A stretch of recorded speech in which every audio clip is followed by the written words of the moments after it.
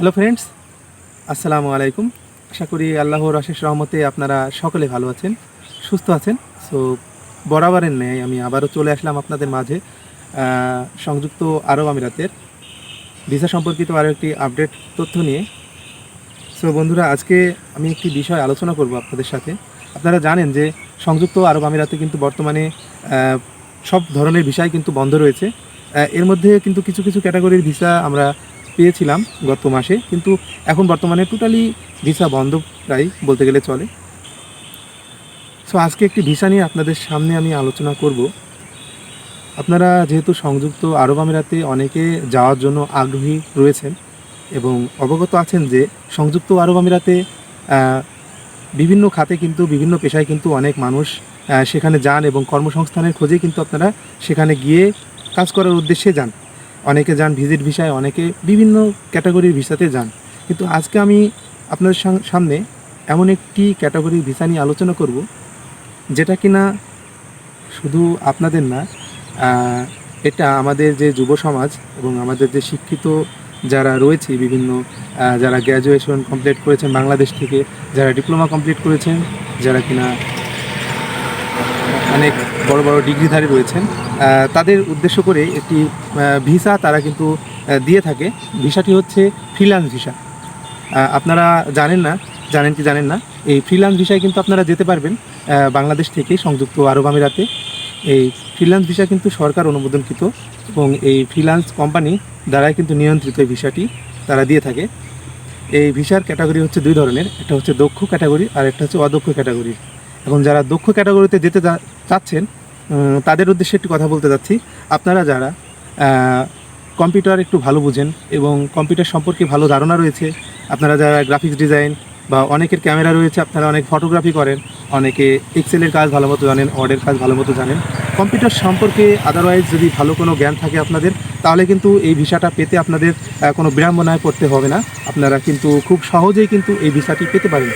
আর যারা অদক্ষ রয়েছেন তাদের উদ্দেশ্যে একটি কথা, আপনারা যদি সাধারণ কম্পিউটার নলেজ থেকে থাকে, আপনারা যদি ইংরেজিতে কথোপকথনের পারদর্শী হন, সেক্ষেত্রে কিন্তু আপনাদের এই ভিসাটি দিতে পারে।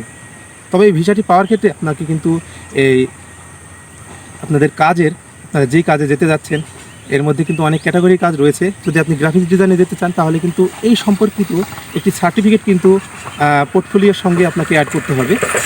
আপনারা ঠিকই শুনেছেন, আপনাকে সার্টিফিকেট অ্যাড করতে হবে এবং আপনার যে এডুকেশনাল কোয়ালিফিকেশনের যে সার্টিফিকেটটা, এটা কিন্তু অ্যাডজাস্টমেন্ট করে কিন্তু আপনাকে এই অ্যাপ্লাইটি করতে হবে।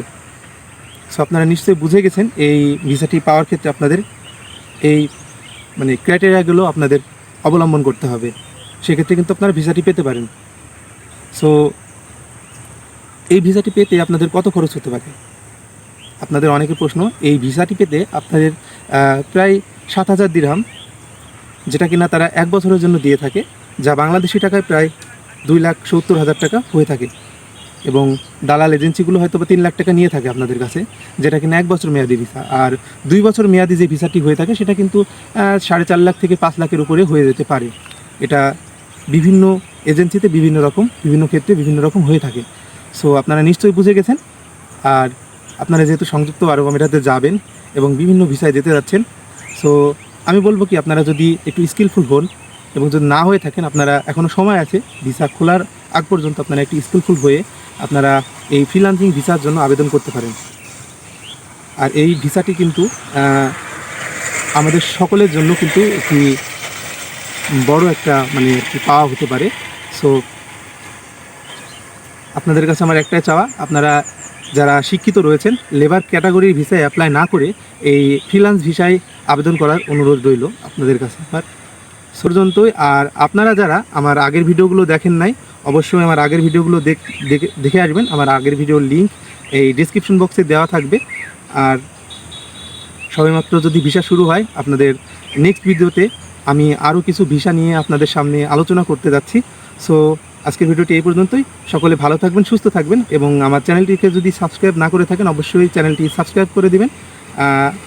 ধন্যবাদ সবাইকে। আসসালামু আলাইকুম।